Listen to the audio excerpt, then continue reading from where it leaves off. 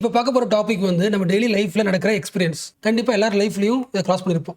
ரொம்ப simple example, நம்ம friend கூட ஏதோ ஒரு ஆப்பில் சேட் பண்ணியிருப்போம். அந்த சேட் முடிஞ்சு அந்த ஆப்லேருந்து வெளியே வந்ததுக்கப்புறம் வேற ஒரு ஆப் யூஸ் பண்ணும்போது, ஃபார் எக்ஸாம்பிள் யூடியூப்பில் வீடியோ பார்க்கும்போது நம்ம எதை பற்றி பேசணுமோ அது சேம் இன்ஃபர்மேஷன் பற்றி தான் வரும், ஆடு வரும்ல.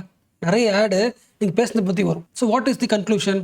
இந்த ஆப்காரன் நம்மளை பற்றின இன்ஃபர்மேஷனை இவங்கிட்ட நம்ம இருக்கா வித்துருக்கான், நம்மளோட பர்மிஷன் இல்லாமல். இதெல்லாம் ரியாலிட்டி. ஃபர்ஸ்ட் ஒரு ஷாக்கிங்காக இருந்திருக்கும், இப்போ ரியாலிட்டி. அப்போ நமக்கு பிடிச்ச மாதிரியே ஆட் வருது, வீடியோ வருது, டேட்டாஸ் வருது அப்படின்னா என்ன அர்த்தம்? உங்களோட ஆன்லைன் பிஹேவியர் மானிட்டர் செய்யப்படுகிறது. நீங்கள் ஒவ்வொரு விஷயம் பேசுகிறதும் சேட் பண்ணுறதும் எல்லா டேட்டாவையும் கலெக்ட் பண்ணுறாங்க.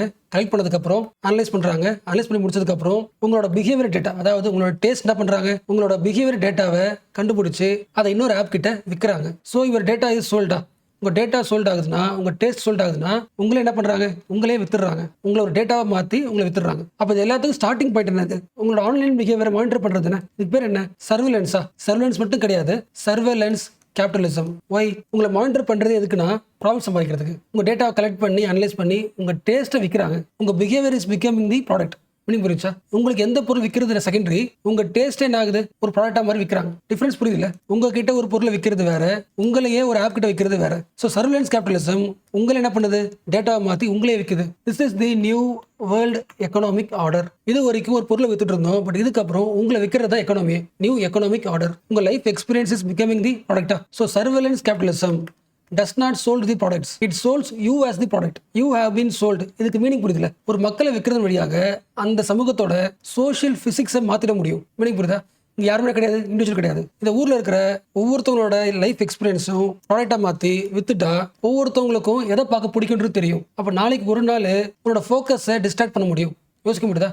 ஒட்டுமொத்த சமூகத்தையும் நாளைக்கு ஒரு நாளைக்கு அவங்களோட டேஸ்ட் தெரிஞ்சது வழியாக அவங்களோட யூடியூபோட சர்ச் பாக்ஸ் இருக்குல்ல, அது முழுக்க கண்டினியூஸா அவங்களுக்கு பிடிச்சதே பார்க்க வச்சு ரியல் லைஃப் பாலிடிக்ஸையும் ரியல் லைஃப் எக்கனாமியும் டிஸ்ட்ராக்ட் பண்ண முடியும். ஸோ இது வந்து புது வகையான பவர் உருவாக்குது, இன்ஸ்ட்ருமெண்டல் பவர். அடுத்த ஒரு மாசம் நீ என்ன பார்க்கணும்னு பார்க்க வச்சு உன்னை என்ன பண்ண முடியும், என்னால உன்னை இயக்க முடியும். உன்னை இயக்கிறதுக்கான ஒரு இன்ஸ்ட்ருமெண்ட் என்கிட்ட இருக்கு.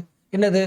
உன்னோட லைஃப் எக்ஸ்பீரியன்ஸ். அது கம்ப்ளீட்டா என்கிட்ட ப்ராடக்டாகவே வாங்கிட்டேன். ஸோ அடுத்த ஒரு மாதம், அடுத்த ஒரு வருஷம் உங்கள் சொசைட்டியை அவங்க டேஸ்ட்டை வச்சு டிஸ்ட்ராக்ட் பண்ணி வேற ஒரு விஷயத்த பண்ண முடியும். இது யாருக்கு யூஸ்?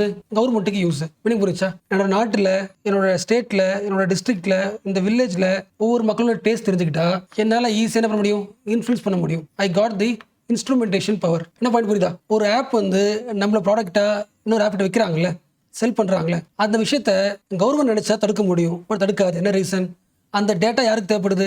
எல்லா கவர்மெண்ட்டுக்கு தேவைப்படுது, பொலிட்டிக்கல் கேம்பெயினுக்கு தேவைப்படும். So surveillance capitalism indirectly helpful for state. அப்போ கேபிட்டலிசம், ஸ்டேட் ரெண்டு பேருக்குமே யூஸ் ஆகுறதுனால ஃபியூச்சர் முழுக்க your life experience will be extracted, your life experience will be commodified. So இதுக்கப்புறம் உங்களோட திங்கிங்கை இண்டிவிஜுவல் பிரைவேட்ஸ்ல இருந்து அடுத்த லெவலுக்கு சோஷியல் பிசிக்ஸ் லெவலுக்கு யோசிங்க. அதாவது surveillance capitalism will distract the, will divert the, will change the social physics of the community.